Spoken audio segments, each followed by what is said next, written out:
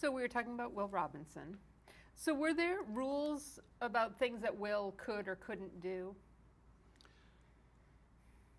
Well, there were stunts that I wanted to do that were easy stunts, like falling off a foam rubber rock onto another foam rubber rock and stuff. And they wouldn't let me do those. And of course, that was when Jonathan Harris taught me, never deny, because I complained about it. I can do that. I can jump off that. And that's when he taught me never to deny a stuntman a check. I don't, it was that sick. It was that, first of all, it's 1965 through 1968. Think of the cultural changes globally going on at that point in time. Besides the Vietnam War, besides the psychedelic era of the Beatles and all that, hippie summer of love, it was also this quick pop art period, Andy Warhol, and so much of that, it all affected the look and the tone of the show.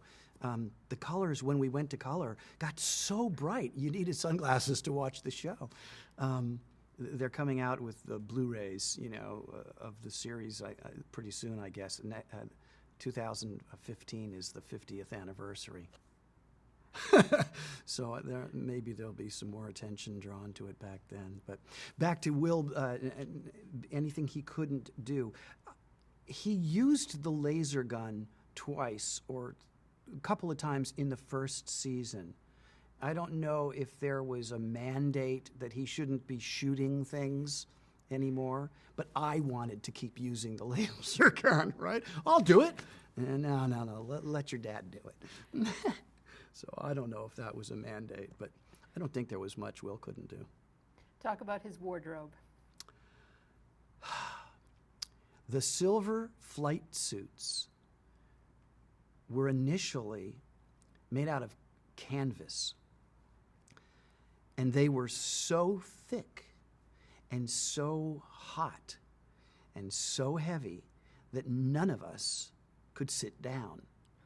You couldn't sit in that suit. We had ironing boards, right? I mean, well, they looked like ironing boards, surfboards, whatever, with little armrests in them. And we would lean back on them in between shots, but you couldn't sit down with those silver suits initially because they were just awful. They had a Velcro thing and then a zipper, but they were very uncomfortable. And by the second season, they were redone in like a Mylar, like a really light, very flexible Mylar, and that was a lot better.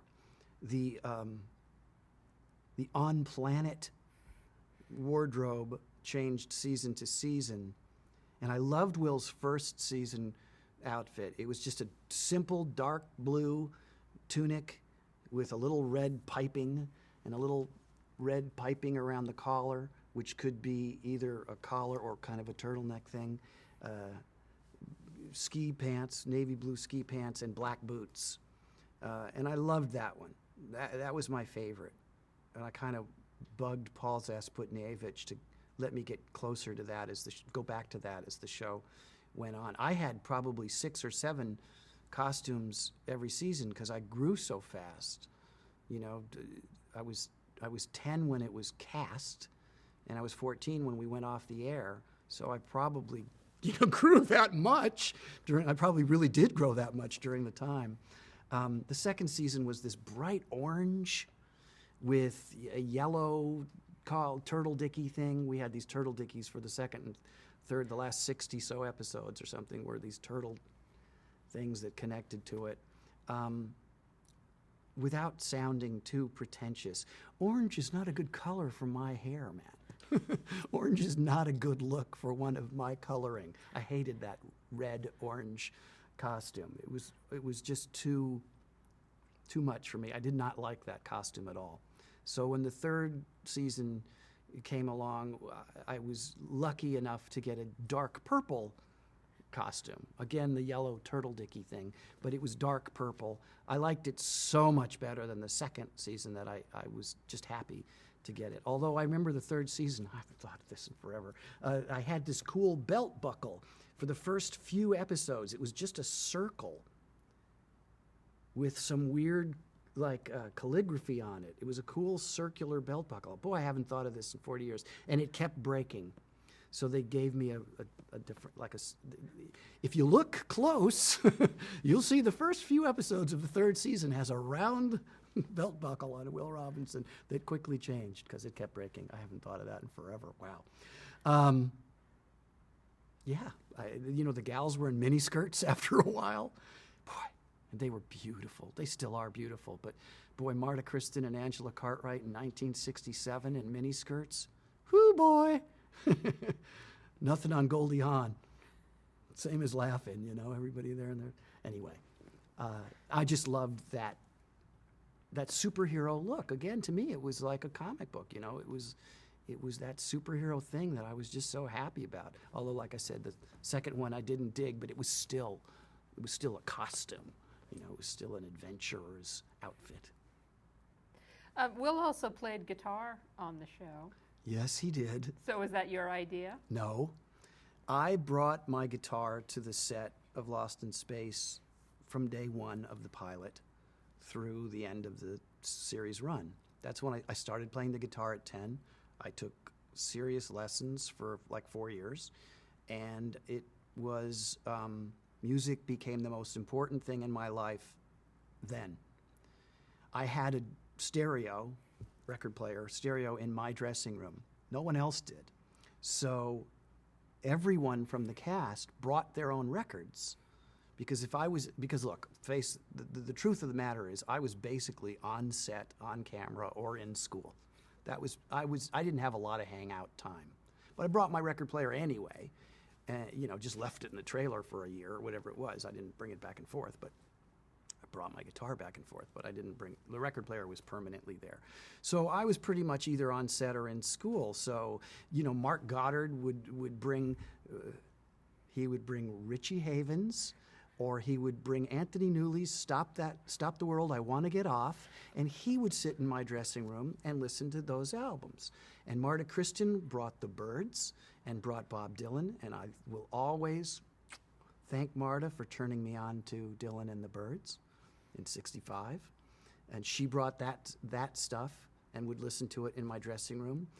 And Guy brought classical music, and they all congregated in my trailer because I was hardly ever in it. And I haven't thought of that in a while. But I had my guitar with me constantly, and I was a huge Kingston Trio fan. Folk music was my burning passion.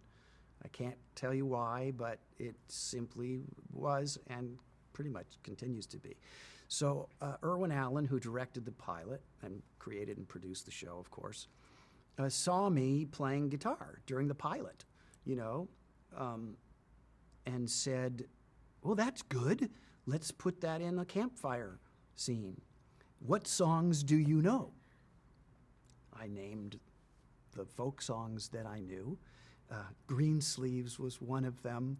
And it was, of course, public domain, so he didn't have to pay any publishing or license for the song. He was very much into the free songs. So he asked if I would play Green Sleeves, and it's haunted me for 50 years almost. Green Sleeves! I sound like Grace Slick on helium. I mean, Joan Baez couldn't have sung that high if her life depended on it. It's an embarrassing moment, but it will live forever. But and then I played Sloop John B. I think it was probably right around the same time that the Beach Boys did it for Pet Sounds. I was definitely focusing on the Kingston Trio's version, and Marta Kristen and I sang it in harmony together, and I had a really good time doing that with her. That was fun. And there's another episode or two where I'm strumming or something. I don't think it was an actual, full-on performance of a song. But Sloop John B was kind of the whole thing. And I had fun with that. I had a lot of fun with that. So you talked, it was a lot of work, and it was hard work, and school interrupted the downtime. But what was it like being a kid on that set?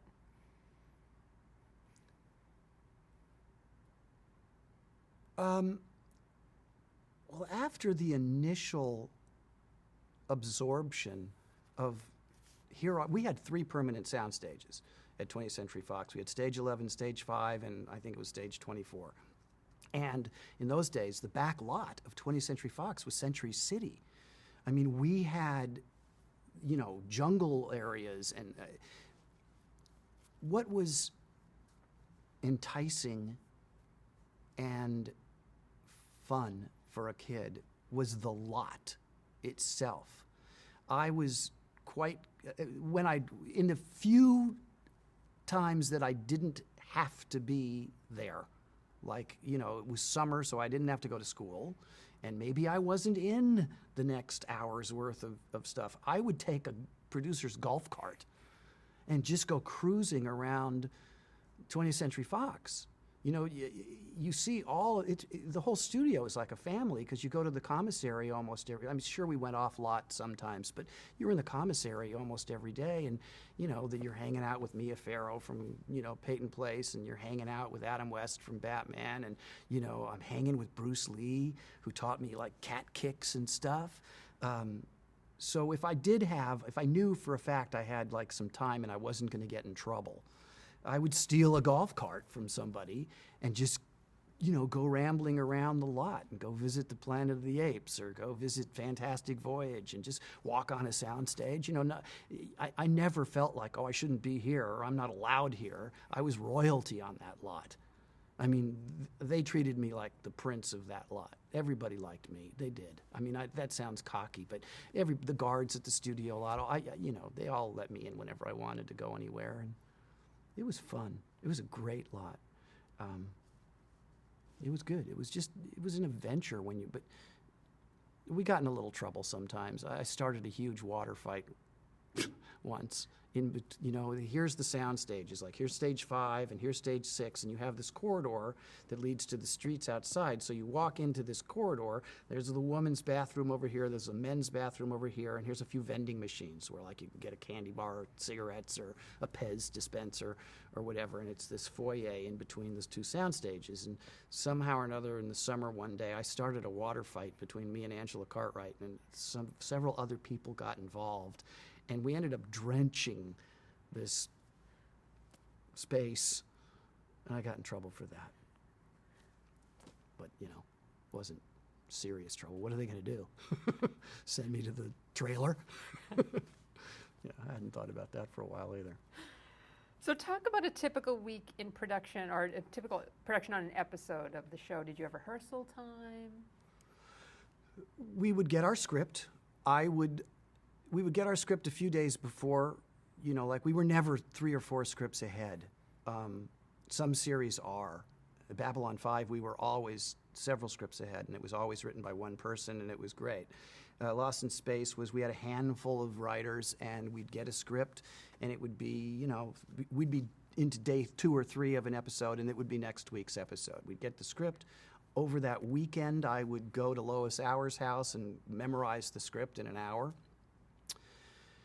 We didn't have table reads. We didn't all get together and rehearse it. You'd get your master call sheet for the breakdown of the episode, and you would see, okay, you're working every day. I would always be there from 9 to 6. That was basically what was a normal day for me, 9 to 6. They couldn't work me more than that. But if they gave me an hour and a half for lunch, they could keep me till 6:30. A normal day would be, I would be called into Jonathan's trailer because I have memorized the script. Jonathan would say to me, let's go over the scene. I've changed all the lines. And he did. He single-handedly created the character of Dr. Smith. He knew from the very beginning that this snarling, nefarious spy, saboteur, would be old quick, that the audience would just want to see him killed off or whatever. So he's very quickly started turning the character into a comedic kind of the Dr. Smith that we all love to hate. And Irwin Allen called him into his offices early on into the first season and said, I know what you're doing. Do more. That's a true story. So Jonathan had carte blanche. In fact, he's the only actor I've ever worked with on any show who had carte blanche producer's approval to write all his dialogue.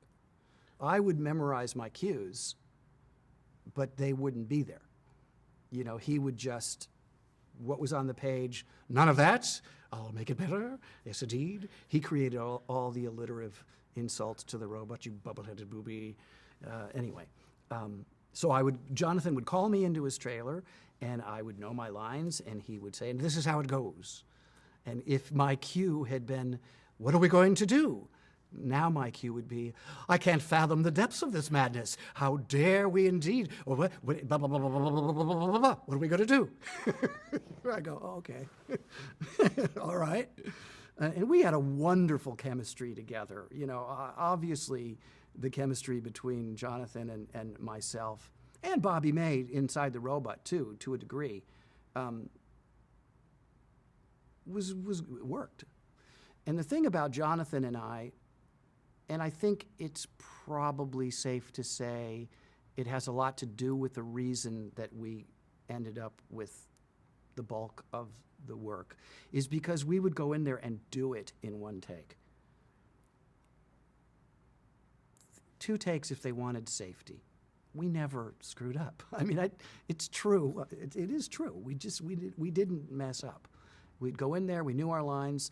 You know, you learn certain things in show business. You know, acting is both a craft and it's an art. And you can be taught a craft, but I don't think you can be taught to be an artist. I think you're either just of that ilk or you're not. But you learn how to say, okay, I'm coming around this rock, and I'm going to go here, and I'm going to hit this mark, and I'm going to look at that thing. And you just kind of learn to count those steps. It's 22 steps. So you're running along or you're doing what you're doing, but you're also aware of the fact that, you know, okay, 22 steps in your brain, that's where I stop, so that you're not going around looking for your little T-square in the sand. Things like that are the craft that you can be taught. But I don't think you can be taught to do it believably in 1 or 2 takes all the time. And Jonathan and I were just really good at that. And so I think I think the show shifted that way, because it was like, wow, you know, we're not going into overtime here. We're saving money, and these guys are a pleasure to work with. Jonathan Harris was so much fun. He loved being Dr. Smith. Every day after lunch, he handed out treats to the entire cast and crew. He didn't have his stand-in Harry Harris do it. He did it. You know, Harry Harris was the director. His stand-in's name was Harry something else.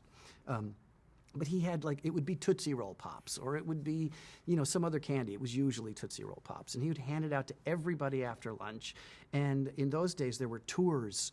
People got on tours and went through 20th Century Fox, and Jonathan was like, come on in, hello, yes, welcome to Lost in Space, I'm Dr. Smith, how are you? He just held court, and he was bigger than life, and he truly was that. That's truly who he was. He was he reinvented himself. He was this little Jewish man from the Bronx who went to pharmaceutical school and then started going to Broadway plays and going, oh, yes, and that's what I want to do. And then suddenly he starts talking like this, and he's just reinvented himself and became Jonathan Harris, who became Dr. Smith. And he made it easy. He made it easy. He was very easy to work with. Talk about working with the special effects on the show. Some of the special effects on Lost in Space, I think, are great. You know, the chariot, the design of the Jupiter 2, the design of the weapons. And some of them are extremely cheesy, but they were hands-on. Whereas, you know, in today's world, the bulk of special effects are added later in CGI. So, you know, you're reacting to nothing. Of course, we did that too. If there's supposed to be a giant standing off camera, there's not a giant there. You're just looking at a mark on a stand. But they were, for the most part, they were hands-on things that you could relate to, and sometimes they were stupid, but they were fun. Stu Moody was the head of our special effects crew, and also Paul Skelton, Red Skelton's brother. Red Skelton owned a piece of Lost in Space in those days to keep their network stars happy, and Red Skelton was a big star. When they created a new series, the network would give a star a piece of that show. I don't think that's done anymore. But Red Skelton owned a piece of Lost in Space, and his brother Paul was on the special effects team. And both Stu Moody and Paul Skelton had like 3 fingers. You know, they were, it's true though, they had blown off their fingers with these special effects. And, you know, Jonathan was like, is it going to explode? Is there going to be any fire here? Where's my stand-in? I don't want to do it. And I would be like, yeah, I'll get closer to it. It's okay. And, you know, they were always flash pots and blowing things up. But I think it was Jonathan who brought it to everyone's attention. Look at their fingers. Look at their hands. You're trusting these people? What's the matter with you, dear boy? And it was true. But, yeah. How did the robot work? What was the technology of that? The robot, which was designed by Robert Kinoshita, who designed the Robbie the Robot for Forbidden Planet, was 3 sections. There was the bottom section, which was this rubber legs that were connected to each other with wheels on the very bottom of the treads. And Bobby would step into the pants. And then they would lower the trunk of the robot they would lower and lock him into the trunk of the robot, which had the arms that would click into place. He could pull them in and click them into place and they'd be locked, or he could push them out and extend them and do what he wanted to. In the right claw was a button that he would that he would push every time a syllable was delivered, and it would light up the neon chest plate. So if he said, you know, warning, warning, danger, danger, it would be in sync with his line, his dialogue, which sounded like a guy muffled inside a fiberglass box. Hence, you know, Dick Tufeld was hired to re-record Bobby's work, which of course was always a sore point to Bobby because he wanted to be his voice, but Dick's voice was fantastic, and Bobby's, you know, sounded like it sounded like. And then the acrylic bit that went above that neon plate and the bubble was snapped on to the top of the trunk section, and it was all locked down. And there was a lot of wires and electrical stuff going on inside that prop. And I was inside it a few times. It's incredibly, and obviously Bobby May wasn't a large man, but you could get really claustrophobic in there, and he loved it. I mean, he loved being in that robot. He painted his face every day black, from the forehead down. His mouth wasn't black, but he painted the top so that you wouldn't see any flesh tones through the acrylic thingy. And he could raise his neck up and stuff like that and twist the bubble around, or he could pull his arms in like that and turn it so that the whole thing would do a Linda Blair. He worked really, really hard, and he loved being in there. One day, I guess it was in the 2nd season, Mark Goddard and Mark is a prankster, and I was 12 and a prankster. One day in the 2nd season, we were breaking for lunch, and we said to Stu Moody, we'll get Bobby out of the suit. You go ahead to lunch. And, you know, he was like, oh, whatever. So we said, we're just going to leave Bobby in there. It was not a funny. I mean, it wasn't a friendly thing to do, but nonetheless, it was like, we're going to leave. We're going to go to lunch. We're going to leave the stage, and we're going to leave Bobby in there. Like, hey, hey, hey, right? And we're on he's in that sand. There's this, the Jupiter 2, our spaceship, had this, on stage 11, you saw the upper part of the Jupiter 2, and then there was this sand in the set. And it was, after a year, it was funky, that sand. I used to get styes all the time from the dust. There was a lot of episodes of Lost in Space where I was profiled because I had a bad sty. Anyway, we said, we're going to leave Bobby in there for a while. So we did. We opened up the big stage doors and left Bobby in the suit, and we started to go to the commissary. And Mark and I got maybe 100 yards. And we got to go let Bobby out. We can't leave Bobby in the robot suit for an hour. We can't do it. So we go back, we're walking back, and as we enter the stage, and these are big old sound stages, there's quite a distance between where you walk onto that stage and Bobby was in the robot. You saw smoke coming out of the robot. And I got really scared because there are seriously a lot of wires in that thing, and he can't get himself out of it. And my mind is, oh my God, what if one of those wires cooked him, like shorted out and cooked him or something? And I'm running to the robot, and we twist off the top, and I swear to God on my kids, this is true. Bobby May, take the top off. Bobby May is holding a pen flashlight, reading, it was either the Reporter or the Variety, inside the thing, smoking a cigarette inside the robot. He's sitting there smoking a cigarette with a pen flashlight, reading the trades. Oh, hey, buddy. What? Yeah, time to go to lunch? Yeah. You okay, Bobby? Yeah, I'm fine. Swear to God. You had to be there, but he was comfortable as a clam. Can you imagine lighting a cigarette inside the robot? You can't. You have no way to get out. None. You're completely dependent on other people unscrewing these things and getting you out. He's in there smoking a cigarette, reading the trades. La, la, la, la. Not to mention that he had all of that with him. Oh, yeah. In there. Exactly. Exactly.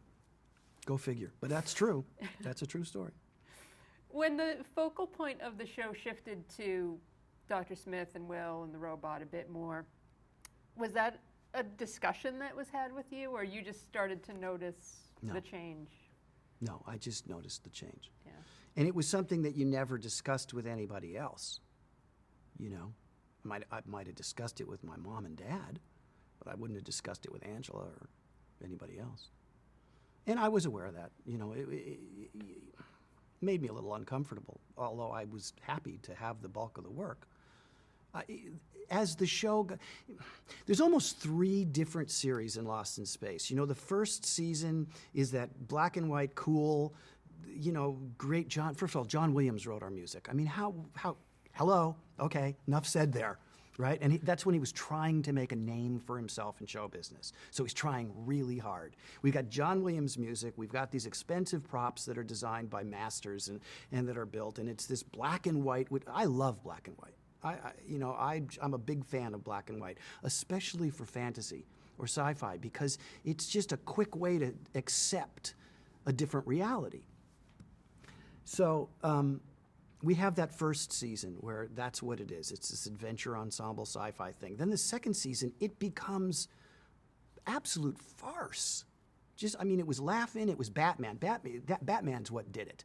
Batman came on the air, and it was this huge hit, and it was on opposite Lost in Space. It was on the same time as us. And it's not that our ratings were greatly diminished from Batman, but Batman was, our ratings kind of stayed here. We were always in the top 30, and we were in the top 10 a few times, but we were not a top 10 show every week. Batman, for a while, was way up there with Bonanza or whatever. It was just a big deal for a while. And I think that Irwin Allen was like, well, if you can't beat them, join them. This is this campy, poppy farce of a superhero show. Let's make Lost in Space a little, Jonathan's already been turning Dr. Smith into less of a villain and more of a goon. Let's exaggerate that. And I was very aware of, like, I didn't like that, even though I had more work. It's like, now we're talking to Vikings, and it's all this hillbillies, and, and all of a sudden Jonathan's got every prop in the world. It's like Gilligan's Island. It was kind of silly, and I preferred it to be more of a comic book adventure thing. But, so the second season is this real campy farce comedy thing. And then the third season, I think it tries to, it's an amalgam of both. The third season, it tries to kind of get back to more of an ensemble. Everybody's got more to do. The second season is all me and Jonathan and the robot. And the third season is much more, everybody else has their show. Everybody else has an episode and there's stuff to do. And the scripts make a little more sense from a sci-fi. There's some good episodes in the third season. But every other one is the Carrots. It's a crazy one again. So the third season didn't quite know what it was trying to be, and then we were picked up for the fourth season, which is very interesting. Like I said earlier, we worked like 9-10 months a year, and then you go away for like 8 weeks, and then you come back. Everybody has a little holiday and goes to Hawaii or does what they do and comes back. And when we wrapped out the third season, we were told. Everybody was told, we'll see you in 11 weeks or whatever it was going to be. Now, that doesn't mean our literally the options on our contracts were picked up, but we were all told, we'll see you for the fourth season and whatever it's going to be. And as fate had it, we didn't get that season because of money and budget and whatever the real reasons are. But there was no closure there. There was no wrap party. There was no, we finished this series. There was no goodbye. I cried. I literally cried when Lost in Space was canceled. I did. And it wasn't like, gee, I don't have a job anymore. It wasn't like, gee, I don't have that income coming in. That had nothing to do with it. Nothing. And I remember that day very sadly and well. What was it about? What were the tears about? Oh, it was about, not being with those people anymore. And not being Will Robinson anymore, because that was exactly what I wanted to do. It was exactly the character I had always hoped to play and was playing for, 3 years. I would have liked to have kept doing it. How did you get the news that it had? Call from my agent. Guess what? What? You're not going back. What do you mean? They said we were. Well, they're not. CBS wanted to cut the budget. This is what I was told. And what I was told was CBS wanted to cut the budget because the numbers weren't that great. And Irwin said, I'm not going to cut the budget. I can't cut the budget. And he's got like these other shows that were Land of the Giants and Time Tunnel was off the air by then. I think Voyage to the Bottom of the Sea was still on the air. Land of the Giants was on the air. And he had a couple of pilots. And he just said, well, if you're not going to give me the money I want, then let it go. That's what we were told. I mean, what really went on money-wise between them, I don't know. But we never had that wrap party. We never had, in show business, when you make a movie, you go into that movie and it's got a 10-week shoot or it's got a 20-week shoot, and maybe it's going to go over time because of budget or whatever. But you're going to work with these people for a finite amount of time. You're going to say goodbye and you're going to move on. You do a guest shot on a television show. You're working for 3 days, or you're working for 6 days, or you're working for 9 days. Bye. Nice to work with you guys. Hope I see you again. But you're doing a television series that keeps beyond that initial 13 weeks. You're used to doing this for years, and you're a young kid, and it was like right next to my house. It was great, and it was very sad when that wrapped up. I mean, that's show business, but it was sad. We've talked a little bit about some of your castmates, but let's talk about some others. And let's talk about Will's relationship with other characters. So we talked about Guy Williams, but talk about Will and his father's relationship. Oh, I loved the scenes with Guy, and they're far and few between. There's not a lot of them, but they're wonderful.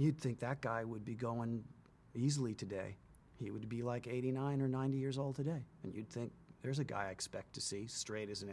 You know, sometimes I do these autograph shows or science fiction shows or whatever, and a lot of these old-time Western actors are in this one queue, and you see some of these guys, you know, from the 50s and early 60s who started in those Western shows, and you look at them and you go, damn, you look good, dude. I should be so lucky. You know, they're just... I would have thought Guy would have been in that group, but he wasn't, and that wasn't his destiny. So let's talk about June Lockhart and Will's relationship with his mother. June is such an interesting character. I spoke with her about a month ago. She is, without a doubt, one of the smartest people I've ever met in my life. She is truly a rock and roll goddess.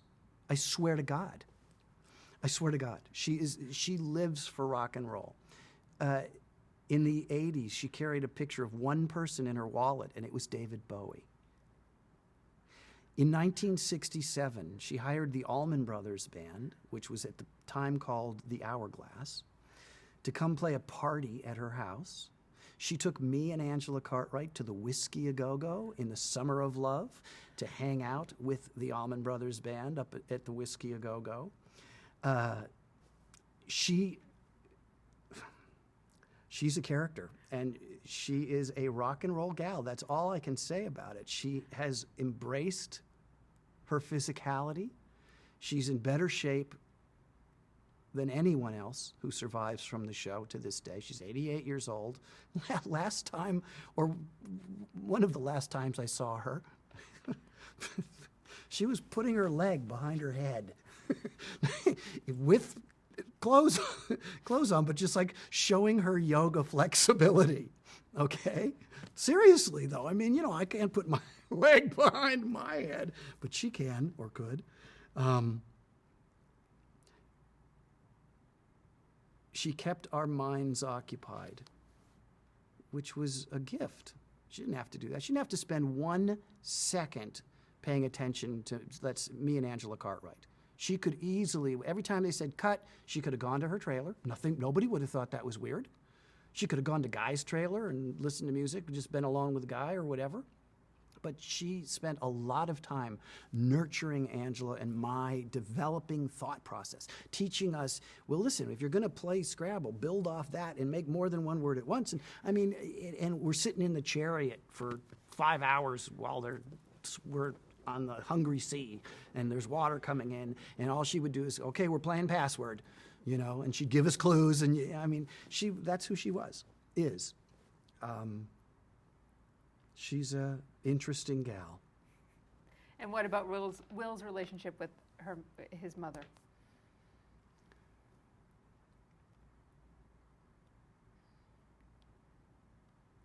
Well, he loved his mom, and, you know, the truth of the matter is there's really very little one-on-one between, Will and Maureen Robinson. That I can internalize what Will might have felt, but there really aren't any scenes where it's just Mom and Will talking about the way either one of them felt about anything. It was always like, oh, Will, you did? Oh, Will.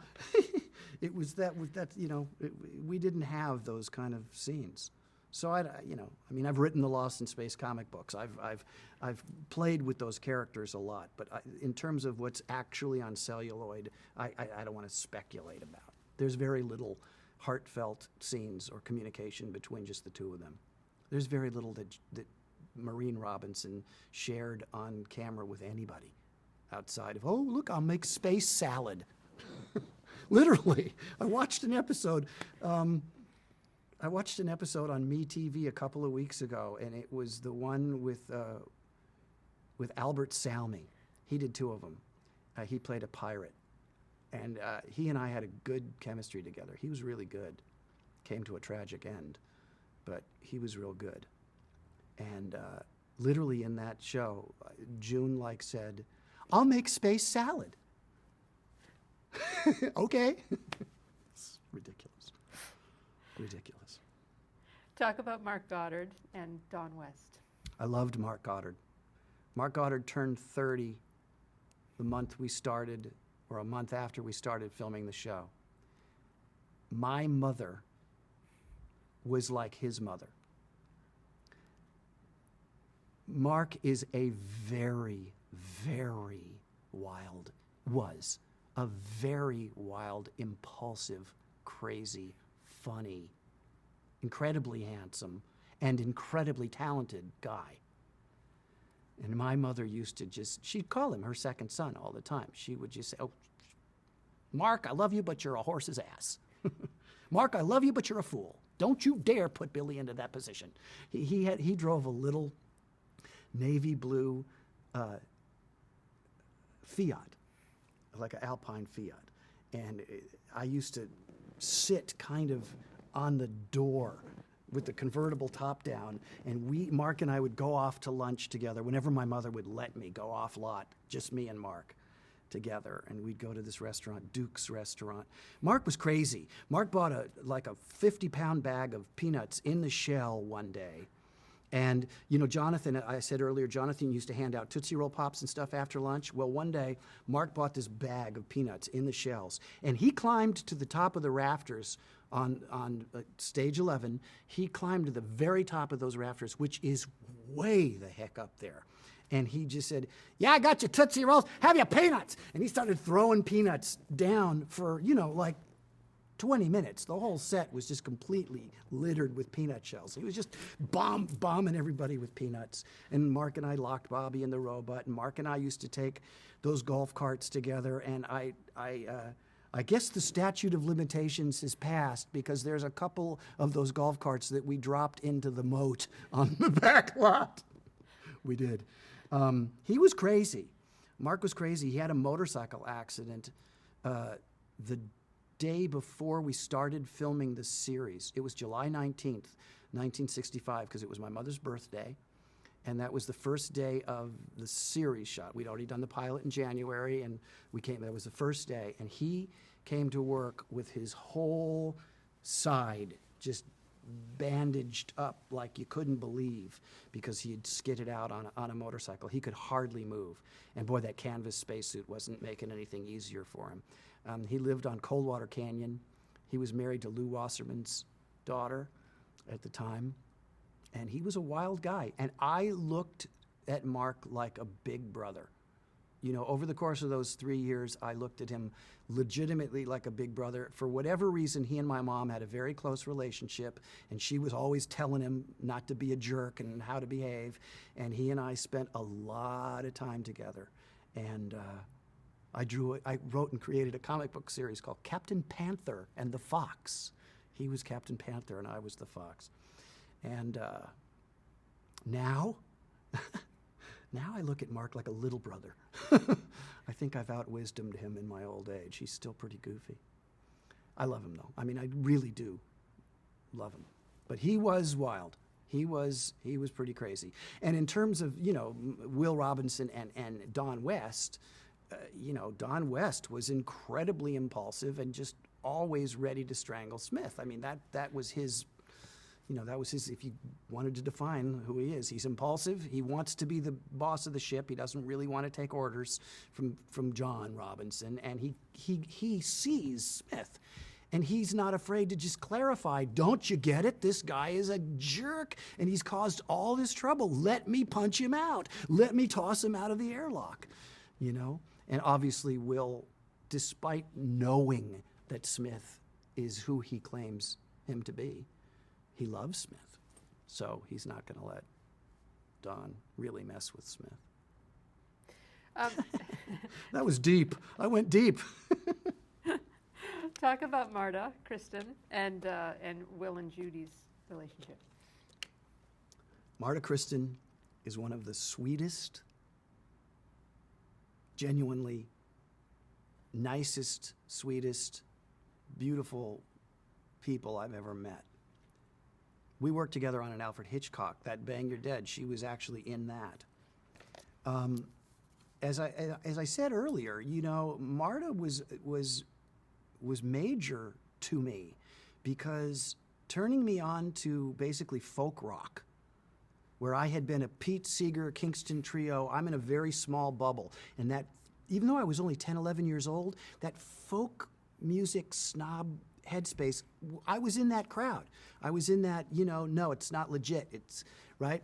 And she turned me on to the Byrds, which led me, of course, it's like the Byrds lead you to the Lovin' Spoonful, to the Mamas and the Papas, to the Buffalo Springfield, to things that I carry with me in what I do musically to this day. So that was, to me personally, not Will Robinson, but to me personally, that was a huge deal. And I liked to sing with Marta. We did, we did that one thing on the thing together, but we used to, when I would play, she would come and we would sing together. Marta was, during the Lost in Space years, I don't know how much I should share, Marta was in a terrible marriage. She was in an awful marriage to an abusive guy who was a psychiatrist, maybe a psychologist. I can't tell you for sure which one. But think about this. Think about that era and that time. This was a guy who was put into a cube, right? A little box, and given massive doses of LSD. That has got to affect you. I'm sorry. That was, they were finding out about LSD and they were researching it and they were doing these experiments with it. And he was a guy who was locked in a cube and given a lot of acid. Well, that's just not a good recipe for anybody.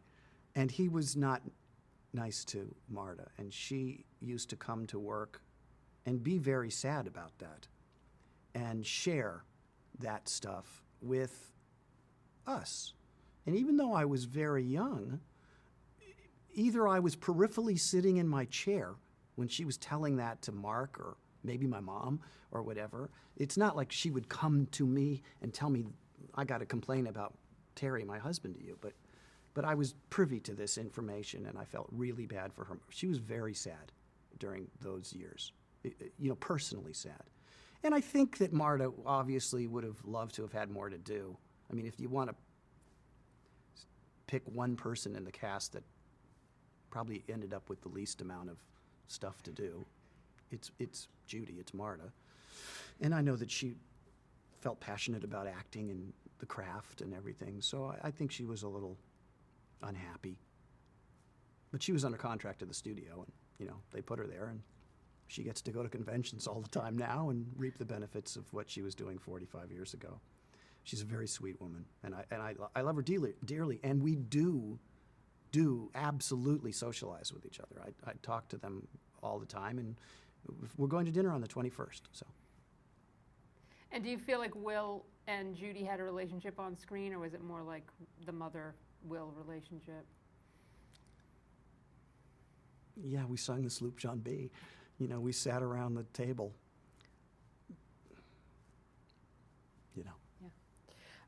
Talk about Angela Cartwright.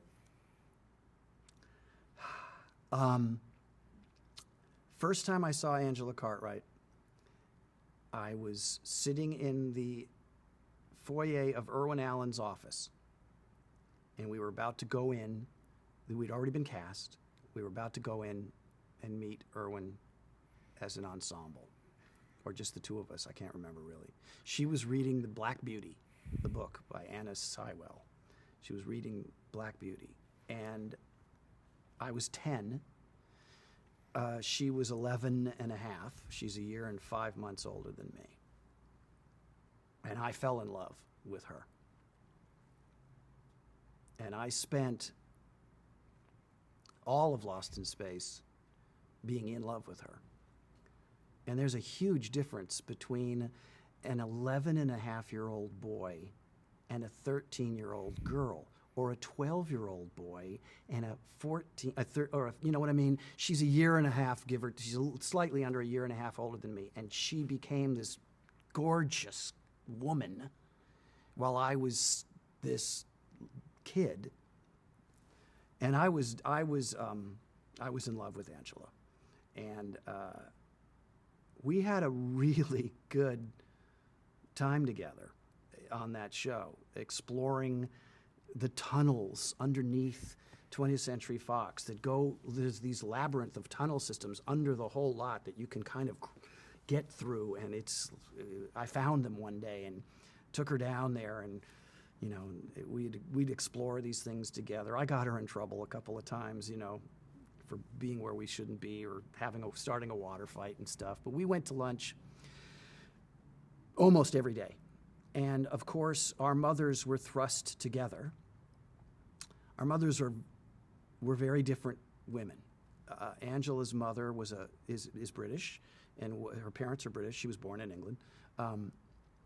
Her mother was a nurse during World War II, dealing with Nazi Germany bombing them every day and dealing with the horrors of that. And then she came over here with no money, and her daughter became, this television celebrity on the Danny Thomas Show, and then Sound of Music, and then Lost in Space. And she was just thrust into being with my mother every day. My mother was a very, very opinionated, not quiet. I won't say that she was insensitive, but she was blunt. And Margaret, Eileen's mother, was very quiet and British, and that kind of stiff upper lip, I don't talk about that stuff kind of a person. And they were thrust into spending a lot of time together, and I don't think that they were a real good match. But they were together anyway.